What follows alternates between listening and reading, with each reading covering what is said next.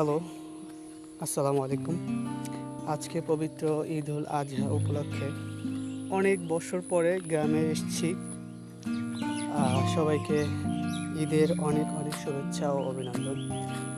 ঈদের নামাজ শেষে কবর জিয়ারত করার পর বাসা থেকে আসলে গ্রামের যে আবহাওয়া বা যেটা বলে বাতাস, শীতল বাতাস, এটার জন্য বের হওয়া একটা জায়গায়। সাথে আমি আছি আর আমার বোনের ছেলে বাগনা আছে। আর আপনাদের সাথে একটা বিষয় নিয়ে শেয়ার করতে চাই। আমাদের এখানে অনেক অনেক পূর্বে একটা তেঁতুল গাছ আছে, যেটা মানুষের কাছে হচ্ছে অনেক বেশি একটা জনপ্রিয়। আর এটার বয়স হবে, মানে যার বছর 100+ হয়েছে তাদের কাছে জিজ্ঞেস করলেও এই কথাই বলে যে এটা আমারও দাদা বা নানুর কাছে জিজ্ঞেস করলেও তারাও বলে যে 100+ হয়ে আছে। এটা এত বড়ই বা এত বয়স এটার, কেউ এখনও এটাকে সঠিক আসলে তথ্য দিতে পারে না। সো আপনারা দেখুন, এটার মধ্যে হচ্ছে একদম ফাঁকা। ভিতরে তাকালে গাছের মধ্যে যে অংশটা, এটার হচ্ছে মধ্যে কিছু আসলে নেই, ফাঁকা।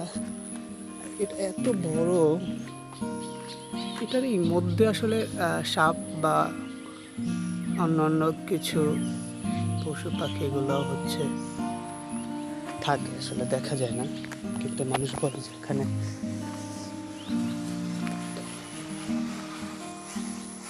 দেখেন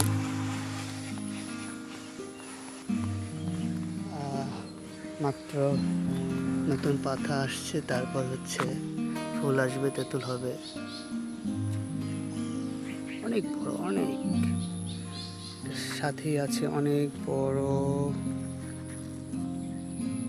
যেটাকে গ্রামে মাছের ঘির বলা হয়। একটু সামনে আমাদের ম্যাথমেটিক্স স্যারের বাসা, যাকে সবাই কমল গাঙ্গুলি স্যার নামে চিনি।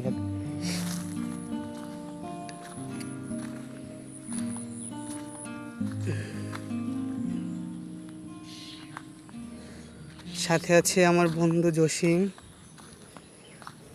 আমার ভাগনা। মামা, কেমন লাগতেছে? এখানে আমার জসিম আছে, আমার বন্ধু, ও আমার ছোটবেলার বন্ধু। আত্মীয়টা নাই বললাম,